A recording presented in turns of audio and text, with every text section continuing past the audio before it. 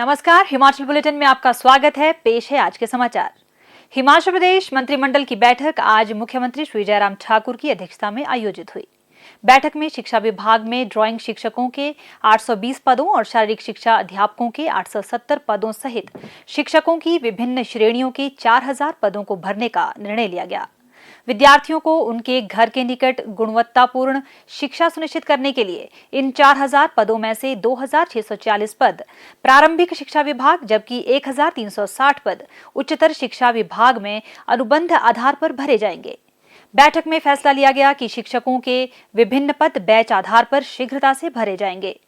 मंत्रिमंडल ने शहरी विकास विभाग द्वारा विश्व बैंक और भारत सरकार के वित्त मंत्रालय के आर्थिक मामलों के विभाग के साथ नेगोशिएशन पैकेज के प्रारूप को मंजूरी दी ताकि ग्रेटर शिमला क्षेत्र में जलापूर्ति योजना सेवाओं में सुधार के लिए शिमला जलापूर्ति एवं सीवरेज सेवा वितरण कार्यक्रम के वित्त पोषण के लिए विश्व बैंक के माध्यम से 1813 करोड़ रुपए का वित्त पोषण किया जा सके।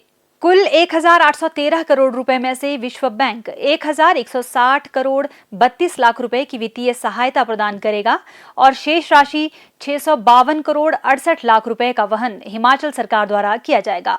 बैठक में प्रधान सचिव शहरी विकास विभाग को विश्व बैंक के साथ समझौता पैकेज को अंतिम रूप प्रदान करने और हस्ताक्षर करने के लिए अधिकृत किया गया।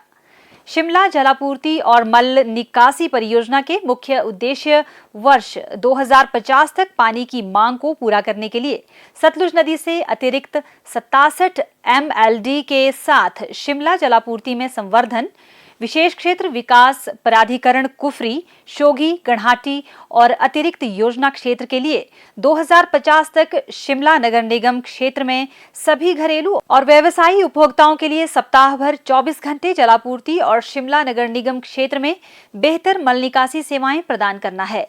इस परियोजना में शिमला जिले की सुनी तहसील के शकरोड़ी गांव के पास सतलुज नदी से पानी उठाने की योजना बनाई गई है, जिसमें संजौली में 1.6 किलोमीटर की ऊंचाई तक उठाने और 22 किलोमीटर की पाइप बिछाने से 67 MLD पानी की वृद्धि शामिल है। इस परियोजना के अंतर्गत नगर निगम शिमला में वितरण पाइप नेटवर्क को सप्ताह भर 24 घंटे जलापूर्ति प्रणाली में स्तरोन्नत करने का भी प्रावधान है। इसके अतिरिक्त शिमला के महली, पंथाघाटी, टुटू और मशोबरा क्षेत्रों में मल निकासी प्रणाली प्रदान की जाएगी। यह राज्य के लिए एक प्रमुख परियोजना होगी जो शिमला में बेहतर जलापूर्ति और मल निकासी प्रणाली प्रदान करने का प्रयास करेगी और वर्ष 2050 तक शहर की आवश्यकताओं को पूरा करेगी।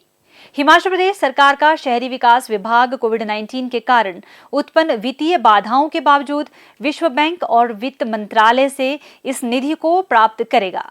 बैठक के दौरान राज्य में कोविड-19 की स्थिति और संभावित तीसरी कोरोना लहर से प्रभावी ढंग से निपटने की तैयारियों पर भी प्रस्तुति दी गई। मंत्रिमंडल ने जिला बिलासपुर की सदर तहसील के लाडाघाट में नए औद्योगिक प्रशिक्षण संस्थान खोलने को स्वीकृति प्रदान की। मंत्रिमंडल ने सैद्धांतिक रूप से नई पेंशन योजना के अंतर्गत आने वाले शहरी स्थानीय निकायों के कर्मचारियों को सेवानिवृत्ति एवं मृत्यु ग्रेजुटी का लाभ देने का निर्णय लिया। मंत्रिमंडल ने जिला मंडी के चुराग में नया विकासखंड कार्यालय को खोलने की मंजूरी प्रदान की। बैठक में जिला मंडी के सिराज विधानसभा क्षेत्र के बगस्याड़ में अटल आदर्श विद्यालय खोलने की स्वीकृति भी प्रदान की गई। मंत्रिमंडल ने बिलासपुर, हमीरपुर, रिकांगपिओ और नाहन के ADR केंद्रों के लिए अनुबंध आधार पर सीधी भर्ती के माध्यम से आशु लिपिकों के 4 पद सृजित करने की स्वीकृति प्रदान की। मंत्रिमंडल ने JBT के रिक्त पदों पर JBT के समकक्ष योग्यता वाले 24 गैर आवासीय विशेष प्रशिक्षण शिक्षकों की अनुबंध आधार पर नियुक्ति का निर्णय लिया। मंत्रिमंडल ने मंडी जिले में प्रारंभिक शिक्षा खंड बल और सुंदरनगर 1 को अलग कर सलवाहन में नया प्रारंभिक शिक्षा खंड कार्यालय सृजित करने की स्वीकृति प्रदान की।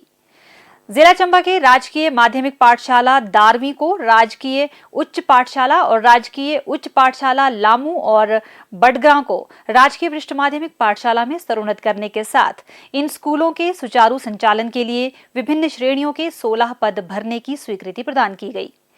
मंत्रिमंडल ने जिला मंडी के करसोग क्षेत्र में प्राथमिक स्वास्थ्य केंद्र बलधार को 30 बिस्तरों की क्षमता वाले सामुदायिक स्वास्थ्य केंद्र में स्तरोन्नत करने के साथ विभिन्न श्रेणियों के 3 पद सृजित करने की मंजूरी प्रदान की।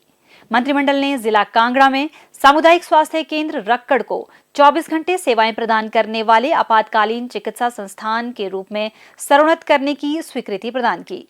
मंत्रिमंडल ने आईजीएमसी शिमला के चम्याणा में निर्माणाधीन सुपर स्पेशलिटी ब्लॉक के ब्लड बैंक, शवगृह, जैव चिकित्सा कचरा प्रबंधन स्थान और कैंटीन तथा कैफेटेरिया के लिए अतिरिक्त भवन के निर्माण कार्य को HSCC प्राइवेट इंडिया लिमिटेड को सौंपने का निर्णय लिया, जिसके लिए स्वास्थ्य एवं परिवार कल्याण विभाग और कार्यान्वयन करने वाली एजेंसी के मध्य समझौता ज्ञापन हस्ताक्षरित किया जाएगा।